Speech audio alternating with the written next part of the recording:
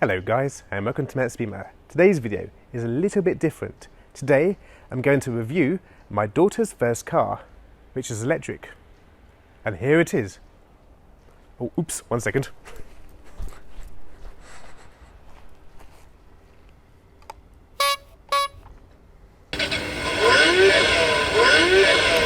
Yes, my daughter is only 3 years old, so this is her first electric car. She's had 2 cars before. The first one was a Lightning McQueen, and the second one was a kind of a fake BMW X6. So basically what I'm going to do is just walk you around this little car, telling you if it's good or not for your child, in my opinion. My head is too big. So, sorry about this, it's quite difficult to get my head in the frame and the car in the frame, so I'm sorry you're far away. But as you can see, this is a Fiat 500. It looks like a 2018-2019 shape, but I only bought it about 6 months ago for Christmas, but I didn't get it out of the box until, well, the other day. So, starting with the front of the car, we have working lights. They are actually on at the moment, but it's not actually that clear to see in the daylight. Every time I come here, the pigeons want to see me and have food. Yes, we have working lights here and here, and we have LED lights just down here. We have the Fiat logo on the front, in between the grille, which is quite small in this car. Also, you will notice that there are little fog lights down here, but they do not work.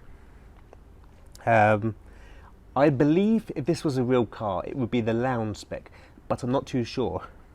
It has chrome here, and a lower chrome grille, which matches nicely with the wheels on this car.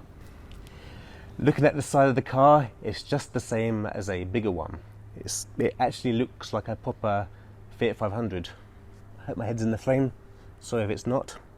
This car here has beautiful lounge style alloys, which on the real car would be 16-inch, but obviously on this they're fake. The tyres on this are plastic, so they're not actually tyres, but they give enough grip providing someone is sitting in the seat. It has chrome details for door handles, and the wing mirrors on this car are colour coded, and they fold inwards and outwards, just like a real car. Also in this car, you can actually open the doors by pushing the little lever inside the car, like this, and it opens like that. As this car is supposedly a licensed product, it has the Fiat badge just there. As you can tell by the tail lights, this is the last generation Fiat 500. I shall turn the lights on for you now. There you go. Inside the lights is colour coded to the car's paintwork. Also in the back of the car you have the back rear window with wiper, which doesn't work obviously for show. I think it's supposed to be based on the soft top version. Just below on this chrome area here we have the Fiat 500 with the Fiat 500 logo number plate. Down below we have a chrome exhaust, more fog lights and chrome detail. Sorry about this, it's quite uncomfortable trying to crouch this low while filming a tiny little car. I believe that this colour here is very similar to the Bossa Nova White, while they also do a duck egg blue. This car also has rear suspension, ideal for protecting your baby's bottom from driving down a gravelly road such as this. So, to open the doors, there's a little lever here. You just put it along and voila. To close, just close it like a normal door. This is the dashboard of the Fiat 500. So what I'm going to do now is just turn the car on.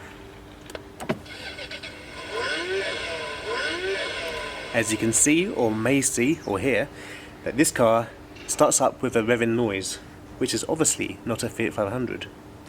On the left hand side you have a digital audio player, which lets you play music through your auxiliary, a TF card and USB stick. You also have many items for turning up the volume, you have story mode, and you have some songs saved on the system, but I won't play it just in case I get a copyright strike. The steering wheel on this car is just like a Fiat 500, but the horn on this car is there and not on here. Again, you will see the Fiat 500 badge, and this button here allows you to select the music on the infotainment system. To the left of the gear selector, you have the lights on and off switch, which turns the lights on and off on the exterior of the car.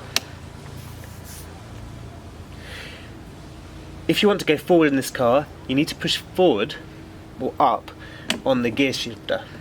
If you want to go backwards, you have to push down. To the right of the gear shifter, you have the Fiat 500 logo again. And as you can see, maybe just over there, that this car is a bird puller.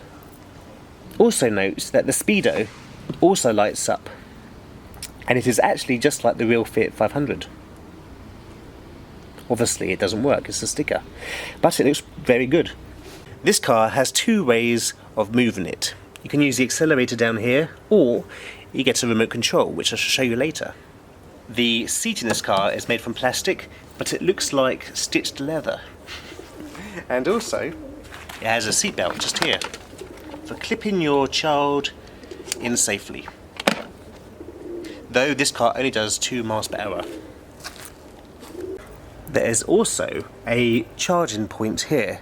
So all you have to do is plug it in and your car will turn off and allow your car to be charged up. The battery can be accessed by undoing the screw just behind the seat. It lifts off and abracadabra, you can see all your electronic gubbins inside. So, if you're a bit like me and are a bit scared of your kid driving by themselves, crashing into things.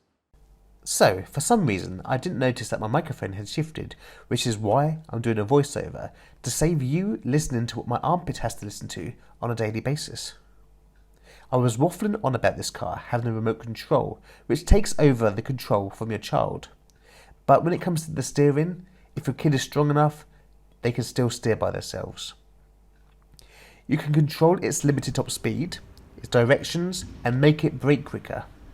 It has a 24 MHz receiver on this car, so if you buy 2 cars, make sure that don't you have the same frequency. Oh, and also this remote control takes AAA batteries, 2 I believe.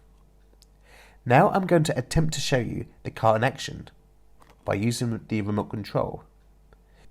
To be honest, I should have shown you this car moving on a tarmac road, not this gravelly road, because it can't gain traction, especially when there's nobody inside the car. You need to have enough weight to make the car move. My daughter has just turned 3 years old and is about 100 centimeters tall. She weighs about 16 kilograms. She fits in the car comfortably and even has enough room to fit her teddy bear, a handbag and sunglasses. Oh, and a backpack. This car has a 6-volt battery, which has averaged about 1 hour's worth of fun, though it depends on your child's weight and the place you will drive. This car supposedly could take the weight of up to 30 kilograms, or up to 6 years old, depending on how tall your child is though, obviously. Its size is 113 by 67.5 by 53 centimeters, so it should fit inside your house okay. Just remember to check the width of your front door. What do I like about this car? I love its attention to detail, right down to the instrument cluster. I love the working lights, the sound system, the voltage display on the multimedia system. And yeah, I love seeing that my daughter enjoys this car. Here, in my opinion, are the disadvantages of this car. This car only has a 6-volt battery, and I didn't know that some places sell this car with a 12-volt battery. The battery only lasts about 1 hour. In my opinion, it takes too long to charge up the battery. It takes about 10 hours, maybe a bit more. Another issue in my opinion is it is only one-wheel drive. So basically, being a 6-volt battery car, it only has one motor, which goes to the back left wheel, or back right wheel, I can't remember. But if you have a 12-volt version, you get a fully rear-wheel drive car, meaning that both wheels are powered by a separate motor. This one's not for me, but other people moan about this car being difficult to build due to the bad pictures in the instruction manual. Would I buy this car again? Well, yes. Though if I bought it again, I would look for the 12-volt version. It brings so much joy to me to see my daughter happy, which is priceless. And in reality, £140, depending on where you live and the exchange rate, isn't much money for a car like this if your child's having fun. Back in the day, I had a pedal Range Rover, which cost a lot more than that. Anyway, if you like this review, please let me know. And if you don't like it, please tell me what I need to improve on, as it's my first ever review. I would like to start up a new review channel to keep things separate from the car channel. Anyway, thank you so much and take care. Goodbye.